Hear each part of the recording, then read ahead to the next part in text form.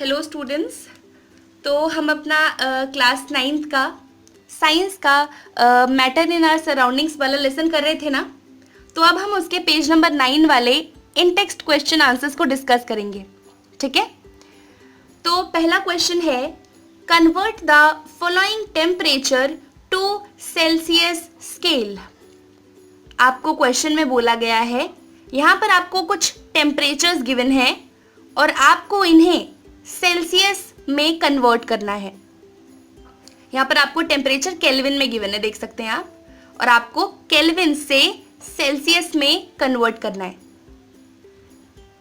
तो इस चीज के लिए एक बड़ा सिंपल सा फंडा है, जब भी आपको टेम्परेचर को केल्विन से सेल्सियस में कन्वर्ट करना हो तो जो भी टेम्परेचर आपको केल्विन में गिवन है उसमें से सिर्फ 273 सब्ट्रैक्ट कर देना। सिंपल।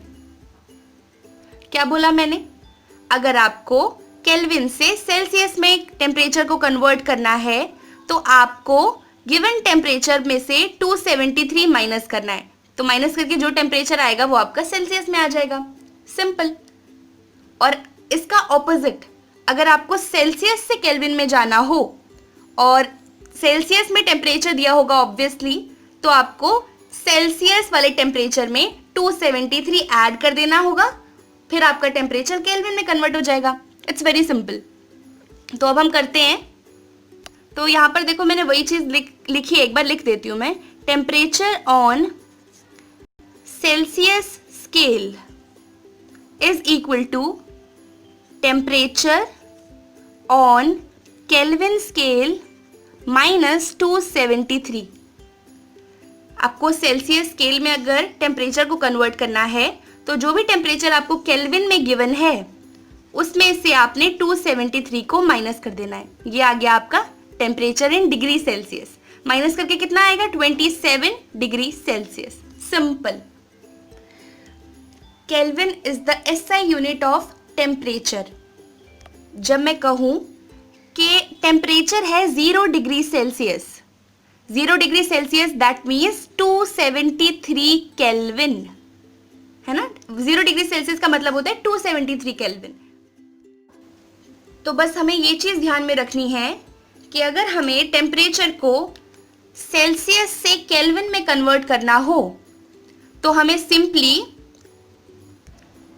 जो भी टेम्परेचर डिग्री सेल्सियस में गिवन है उसमें 273 ऐड करना होगा, और अगर हमें केल्विन से सेल्सियस में कन्वर्ट करना हो तो 273 सब्ट्रैक्ट करना होगा। It's very simple. तो ये वाला पार्ट आप खुद करेंगे क्योंकि सिर्फ सब्ट्रैक्शन का खेल है। ओके, अब हम क्वेश्चन के नेक्स्ट पार्ट की ओर बढ़ते हैं। अगला क्वेश्चन है कि what is physical state of water at 250 degree Celsius, और बी पार्ट है 100 डिग्री सेल्सियस। तो 250 डिग्री सेल्सियस पर हमें वाटर की स्टेट बतानी है। कौन सी स्टेट होगी? सॉलिड होगी, लिक्विड होगी, गैस होगी? तो आप जानते हैं कि 100 degree Celsius is the boiling point of water. मतलब इस टेम्परेचर पर वाटर वेपर्स में कन्वर्ट होना स्टार्ट कर देता है। तो अब सवाल है कि 250 डिग्री सेल्सियस पर उसकी स्टेट क्या होगी। इसको आप आसानी से आंसर कर सकते हैं। जब 100 डिग्री सेल्सियस पर वो वेपर्स में कन्वर्ट होना शुरू हो जाता है तो 250 डिग्री सेल्सियस पर ऑब्वियस सी बात है वो पूरा वेपर्स में कन्वर्ट हो चुका होगा और उसकी स्टेट होगी गैसियस, है ना। तो यहां पर हम आंसर लिखेंगे कि 250 डिग्री सेल्सियस पर वाटर की स्टेट होगी गैसियस। It's very simple. अब सवाल है 100 डिग्री सेल्सियस पर वाटर की क्या फिजिकल स्टेट होगी। तो हम जानते हैं कि 100 डिग्री सेल्सियस पर पानी वेपर्स में कन्वर्ट होना स्टार्ट होता है। वो वहां पर लिक्विड फॉर्म में भी मौजूद होता है बट वेपर्स में कन्वर्ट होना जस्ट स्टार्ट होता है। तो इस स्टेट को हम बोलते हैं ट्रांजिशन स्टेट। Transition state. तो 100 डिग्री सेल्सियस पर जो वाटर की स्टेट होगी वो ट्रांजिशन होगी, मतलब वहां पर लिक्विड भी होगा और गैस भी। उसकी स्टेट लिक्विड भी होगी और गैस भी। हमें चीज समझ आई? लिक्विड और गैस दोनों क्यों बोला मैंने?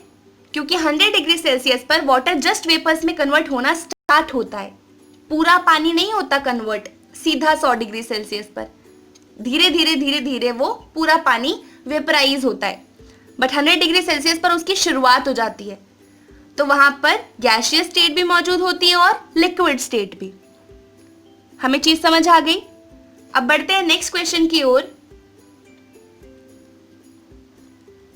क्वेश्चन है, for any substance why does the temperature remain constant during the change of state. तो सवाल है कि कोई भी सब्सटेंस है, अगर मान लीजिए ये सॉलिड स्टेट में और ये लिक्विड में कन्वर्ट हो रहा है, तो जब ये सॉलिड से लिक्विड में कन्वर्ट होता है उस दौरान टेम्परेचर कांस्टेंट क्यों रहता है, टेम्परेचर में कोई इंक्रीमेंट क्यों नहीं होता? तो ये चीज मैं आपको ऑलरेडी बता चुकी हूं कि जब कोई भी सब्सटेंस एक स्टेट से दूसरी स्टेट में जाता है, फॉर एग्जाम्पल हमारे पास ये वाटर है जो कि आइस फॉर्म में है, ठीक है, यहाँ पर वो आइस फॉर्म में, हमने इसे दिया टेम्परेचर, ओके, तो ये लिक्विड में कन्वर्ट होगा ऑब्वियसली।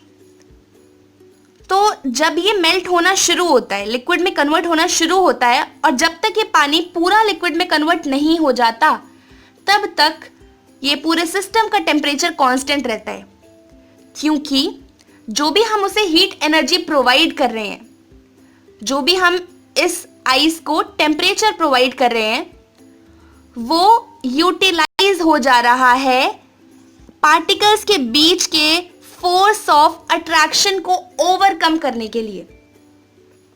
ये आइस है, ठीक है, इसमें ये पार्टिकल्स से मिलकर बना हुआ है, इन पार्टिकल्स के बीच में होता है कुछ फोर्स ऑफ अट्रैक्शन, और उन्हीं फोर्स ऑफ अट्रैक्शन की वजह से ये पार्टिकल्स पास पास में है। अब इस फोर्स ऑफ अट्रैक्शन को ओवरकम करने के लिए पार्टिकल्स हीट एनर्जी को अब्सॉर्ब कर लेते हैं और ये दूर दूर हो जाते हैं।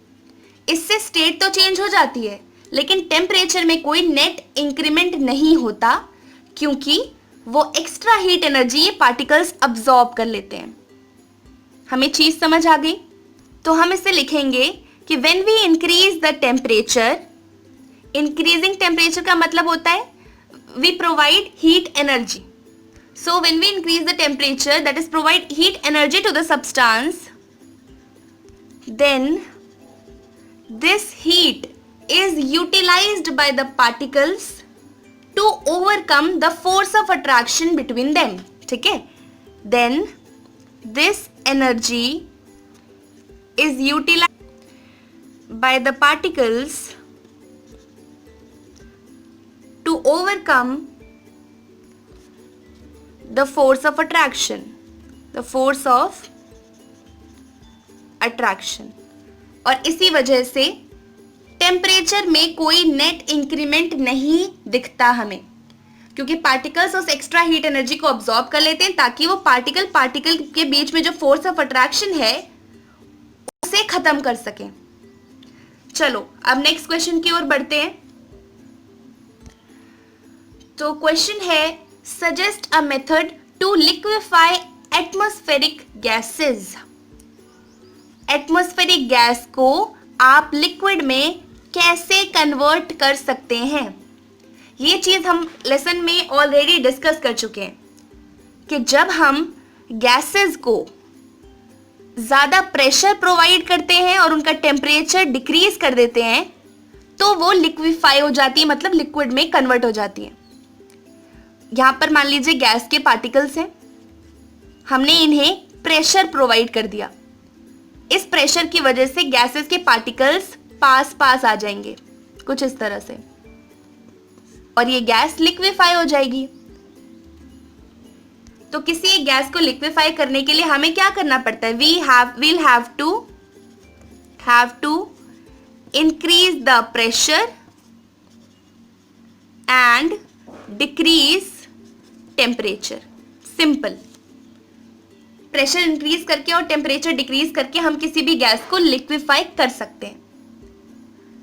चलो हमारे सारे के सारे इंटेक्स क्वेश्चन खत्म हो गए, पेज नंबर 9 वाले। अब इसके बाद से हमारा एक नया टॉपिक शुरू होगा, इवेपोरेशन। जो कि हमारे लेसन का लास्ट टॉपिक है। उसके बाद इन-टेक्स्ट क्वेश्चन को सॉल्व करके हम एक्सरसाइज क्वेश्चन सॉल्व करेंगे और हमारा पूरा लेसन इसी के साथ खत्म हो जाएगा। तो अगर आपको चीज़ें समझ आई तो वीडियो को लाइक कर दें, चैनल को सब्सक्राइब कर लें और बेल आइकन भी दबा लें ताकि आने वाली सभी वीडियोस की अपडेट आप तक पहुंचती रहे। तो इस वीडियो को इतना ही रखते हैं और आपसे मिलते हैं आगे आने वाले वीडियोस में।